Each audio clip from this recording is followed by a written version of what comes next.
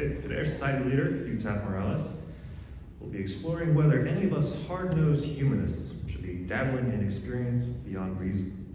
His talk today is Intuition and Leaps of Faith. Hugh.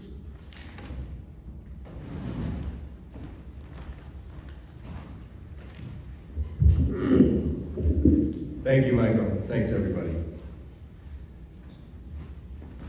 I consider myself a rational person. Reason helped me navigate an adolescent world that was confusing. Reason led me into my graduate study in philosophy. And reason brought me into organized humanism. But reason isn't enough. Even Einstein said that he didn't arrive at his understanding of the universe through his rational mind.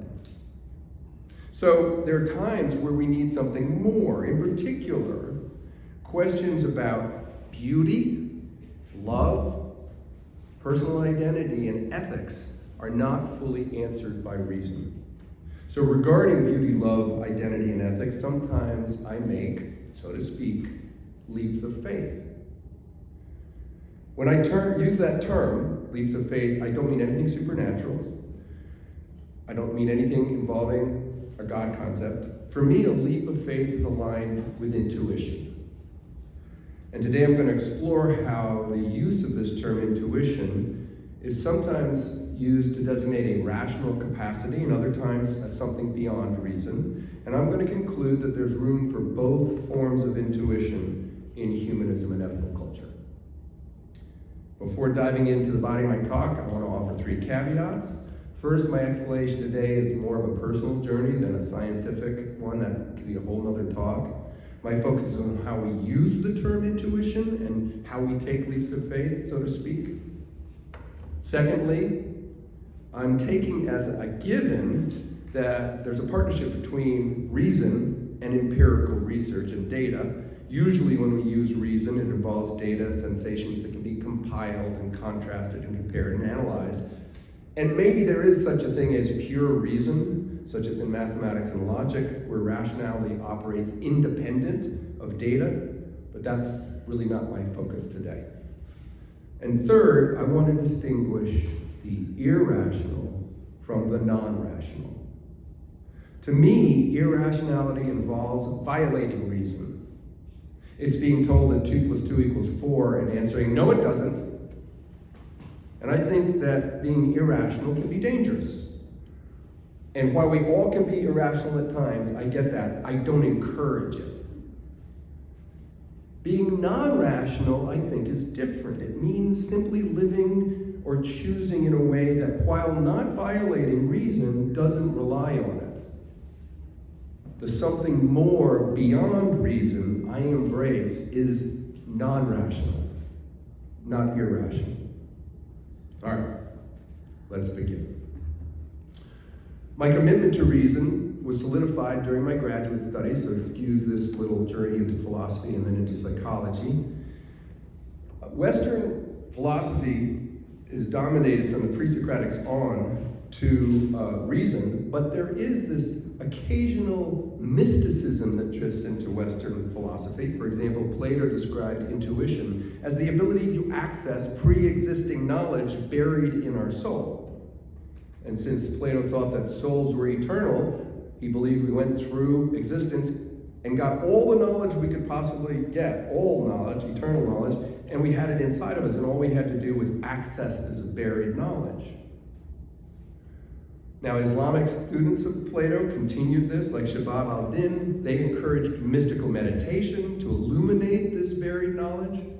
And this theme continued for millenniums, all the way up to Descartes, who claimed that eternal truths were buried in our mind. He said that rational intuition could observe these clear and distinct truths. And I'll admit that there are times in my life where I feel like I observe a mathematical or logical truth, but I still resist the idea of buried knowledge. Now, there's a whole field of epigenetics about trauma being passed down that I do think there's value in, and I'm trying to deal with that, but again, I'm not going to focus today on that. Because basically, I think Kant, who was Adler's main philosophical anchor, was right to discard theories of eternal truths and knowledge buried in the soul. Instead, Kant used the term intuition to signify aspects of the structures of consciousness, which are prior to experience. For him, intuition was part of the framework of the mind that allowed for experience. But it was David Hume that I thought offered a more commonsensical approach to intuition. He didn't use it to indicate either buried knowledge or the framework of consciousness. For Hume, intuition is simply a recognition of relationships, something that arises with experience that you apprehend directly. It's not a mysterious process. It's simply the mind working, often subconsciously, to recognize patterns. And that's a pretty common perspective today. Now, organizational behavior expert Russell Furcher, example, describes intuitions as gut feelings, indicating subconscious awareness of, quote, a substantial match or mismatch between past experience and current experiences. And the more we've experienced, the more patterns we've seen in our lives, the better our intuition. People who are called intuitive are those who, as Butcher puts it, have a database that is accurate and extensive. Now, in the fast-paced business world, experienced CEOs often rely successfully on what they call hunches, and this is related. Furcher writes, there is no way you could have the time to thoroughly analyze every one of the option alternatives available to you, so you have to rely on your hunches, your business judgment. Sometimes you need to rely on your gut. But this sort of gut call is not mystical. It's pattern recognition and other insights. It can be subconscious, but it is rational. Now, most people describe intuition differently. They usually say it's opposed to reason. Many who have been attracted to humanism feel uncomfortable relying on intuition because they fear that intuition, untethered by reason, can veer into irrationality, which can be a dangerous thing. And this is particularly true in communities that embrace supernaturalism. So let me focus a little bit on the dangers of irrationality. Most folks in ethical culture are like me in that we resist irrationality. I was spared of being mistreated in my life, but many folks have been harmed by the irrationality of religious beliefs and institutions. And it's one reason why I don't often use the term spirituality. The founder of ethical culture, Felix Adler, used that term a lot, but he said he was uncomfortable with how it evolved to represent claims that were unsupported by reason and evidence.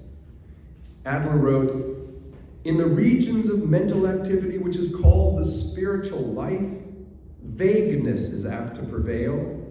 The outlines of thought are apt to be blurred. The feelings aroused are apt to be indistinct and transitory. The word spiritual becomes a synonym of muddy thought and misty emotionalism. So there's some, suspicion there.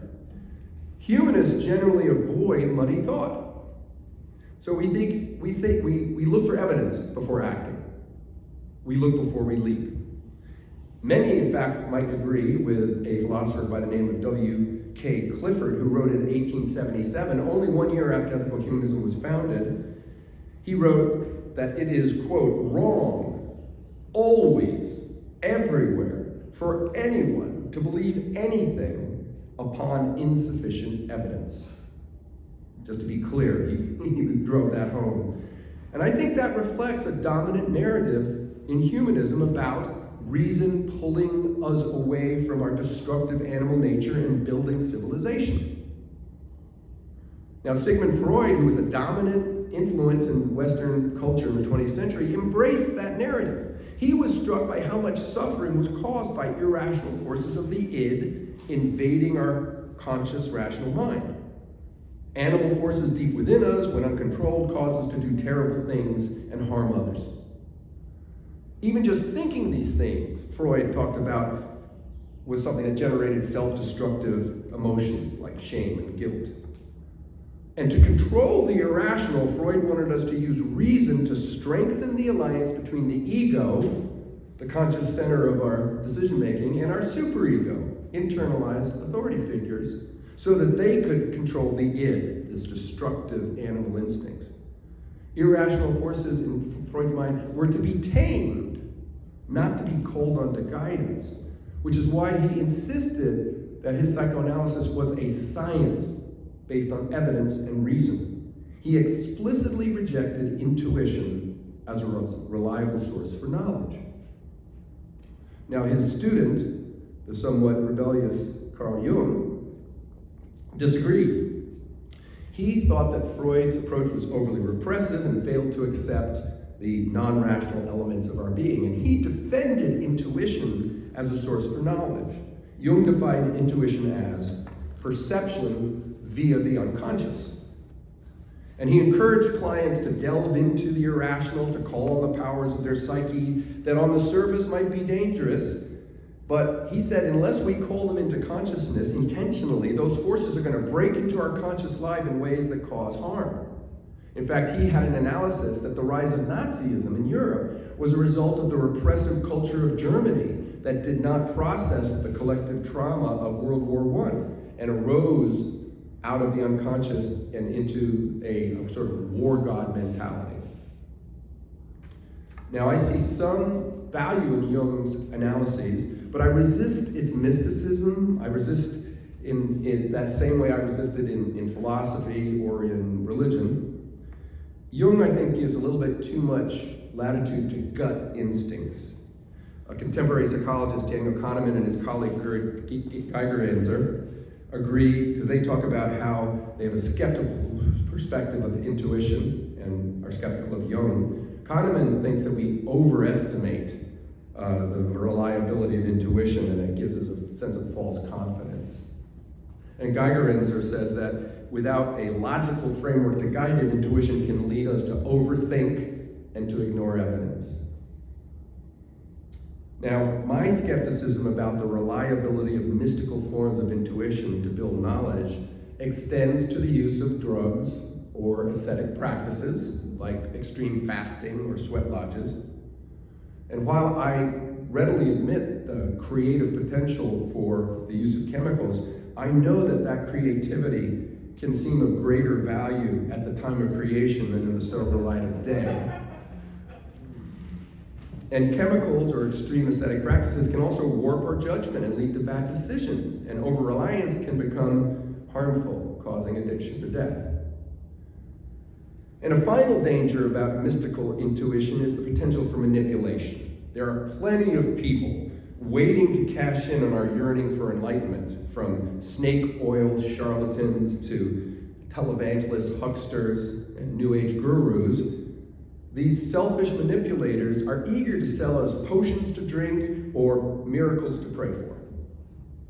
So we in humanism are well aware of how many faith systems, young and old, abuse their followers who abandon reason and embrace mystical forms of intuition. All of that is a given. But reason is not enough. So let me talk a little bit about the limitation of reason, I think. I'm going to start with a story called Buridan's Ass. Buridan's Ass. So one version goes like this. Imagine that you get a donkey and you place it midway between two equal piles of hay. Now the story goes that the donkey will always go to whichever stack of hay is taller or closer. But since neither is closer or taller, the donkey has no rational reason to go to one stack or another, so it just sits there and it eventually dies of hunger. Now, reason's not enough. That's a silly story, why not just flip a coin? But donkeys don't have opposable thumbs, so maybe that would be hard. But the point is that there are times that reason isn't sufficient to make these decisions in our lives. Sometimes we arrive at the proverbial fork in the road. And if there's no rational reason to take one fork or another, do we just get stuck at that fork? Now, I think that's a bit of a parlor game of analysis, so I'm not putting too much stock into it. Because I think on a more holistic level, for people, reason simply isn't enough to make life worth living. Reason doesn't inspire them. Even many humanists, good old-fashioned skeptical, naturalistic, scientific humanists, yearn for experiences of something more, something beyond reason. Now, in his book, Spirituality for the Skeptic, Robert Solomon wrote, "The spiritual life is a passionate life, and neither spirituality nor passion is as such irrational." He continues, "Objectively, both love and spirituality are said to be contrary to everything that philosophy and science like to emphasize: objectivity, impersonality, disinterestedness, universality, respect for evidence and arguments, and so on. Yet it seems to me that such so-called irrationality constitutes some of our most important moral virtues." So I would argue that much of what's called irrational, what Solomon refers to as so-called irrationality, is not irrational, but simply non-rational. And the virtues that Solomon writes about are often tied up with beauty, love, identity, and ethics. So for the remainder of my talk, I want to focus on beauty, love, identity, and ethics, and how they reach beyond reason. I think that those areas are examples of where we have to lean into the non-rational of life. So I'm going to start with the easiest one, at least on the surface for me, beauty. One of the most commonly understood Latin phrases captures the non-rational aspect of aesthetics. De gustibus non est disputandum, or there's no disputing taste. I like spicy food, you may like mild food. I like Van Gogh, you may like Yayoi Kusama. There's no possible rational argument that could change our minds, is there? It seems like a fool's errand to try to approach beauty or art rationally. But philosophers tried. Up until the 1800s, in fact, most assumed that beauty was an objective quality, something inherent in a flower or a painting. Plato thought that beauty was something that resembled a rational form, something only accessible by reason. Augustine asks, are things beautiful because we like them, or do we like them because they're beautiful? And he says it's the latter. Things are beautiful in and of themselves, independent of our experience. And some say that when we express aesthetic judgment, we're asserting something about objective reality. That is beautiful. But is that really how it's best to see beauty? When we say that is beautiful, aren't we expressing a subjective judgment? I mean, Kant appreciated assertions about beauty seemed to be objective, but he concluded that what dominates that judgment is our point of view. He wrote, "The judgment of taste is therefore not a judgment of cognition, and is consequently not logical, but aesthetical. And by that we understand that it is one whose determining ground can be no other than subjective." End quote. And if that's the case, can't we understand beauty as involving something that's beyond objective reason? I mean, isn't free creative imagination free from strict adherence to rational thought? Isn't music mysteriously elusive, perhaps inafferrando? Beauty, to me at least, is subjective and not rational, it's personal and not universal, and it's beyond reason. What about love? Another aspect that seems to defy rational explanation. Love, especially as represented in Romanticism, defies logic. There's something unsettling, at least to me, when people determine who they want to date by listing pros and cons, which happens a lot for their potential partners. And maybe it's due to the fact that I have just internalized some narratives that urge us to protect love from rational analysis.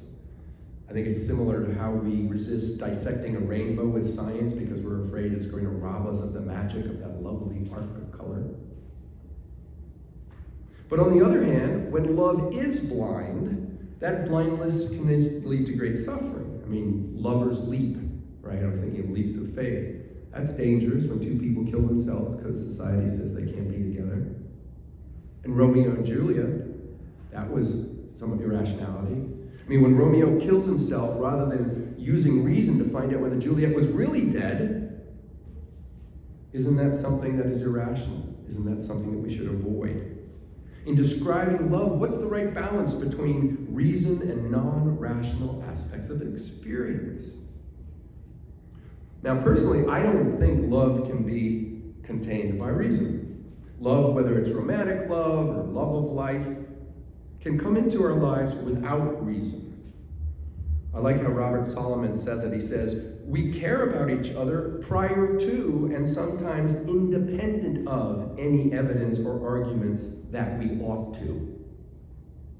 We love each other despite evidence that we ought to, independent of. So sometimes I think love is prior to and thus is not subject to reason. That's the same thing I'm going to suggest with personal identity, which seems untethered by reason. One narrative I think we hear a lot about is that we have to know ourselves, that our identity has to be settled in order for us to make major life decisions effectively. We have to find ourselves before choosing our path in life. I think we treat children that way by keeping them in educational institutions and out of real life in a way until they are prepared. And I think that's a mistake. I think identity formation never ends. It's a lifelong process. I don't think rational analysis of life or a college degree means that you found yourselves and now you have firm footing to move forward. I don't think we can wait to know who we are for certain before we jump into life. And that was advice that I got in my 20s from William Sloane Coffin. He was a well-known civil rights, peace, and gay rights activist. He was chaplain at Yale University, and he counseled many students to jump into life, engage in social justice work. And he experienced predictable pushback. How do I know that this is a just cause? Where will I make the biggest impact? What about many other obligations I have? Now, these are all legitimate questions.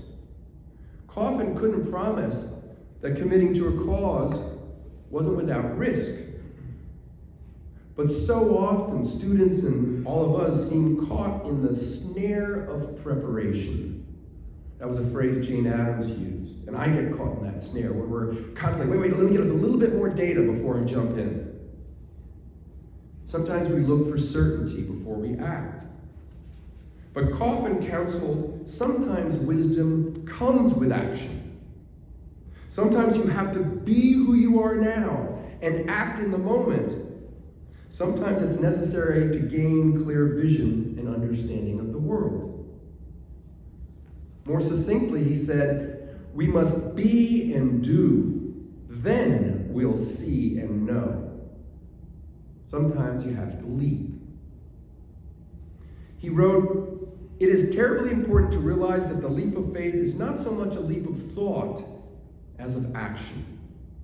For while in many matters it is first we must see, then we will act, in matters of faith, it is first we must do, then we will know. First we will be, and then we will see. One must, in short, dare to act wholeheartedly without absolute certainty. End quote. Is this not the leap of faith that Soren Kierkegaard faced? Did he not have to leap as an act of self-creation, as a way to explore the world, as a way to find wisdom? And in a way, I think Coffin represents an existential position. Life is short and information is always incomplete. But we're called on to choose and to act. And given that, Coffin counsels, we have to be, in a good way, he qualifies, more reckless. More reckless. He writes, I love the recklessness of faith. First you leap and then you grow wings. Whoa, wait a minute. When I read that, that gave me pause. It seems irrational to leap if you don't have your wings. And this kind of thing is why I don't support irrational aspects of religions. But Coffin didn't see this leap of faith as irrational. He did not advocate violating reason or ignoring evidence. He wrote, there is nothing anti-intellectual in this leap of faith, for faith is not believing without proof, but trusting without reservation.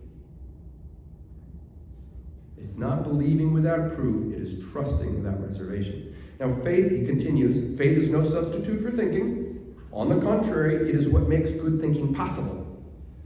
It has what we might call a limbering effect on the mind. By taking us beyond familiar ground, faith ends up giving us much more to think about.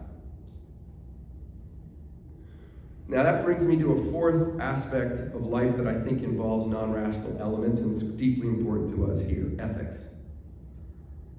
Let me be clear, there's a lot of rationality wrapped around ethical decision-making. It could involve analyzing chains of causation, rooting out logical inconsistencies, but I think that the most important aspect of ethics is action.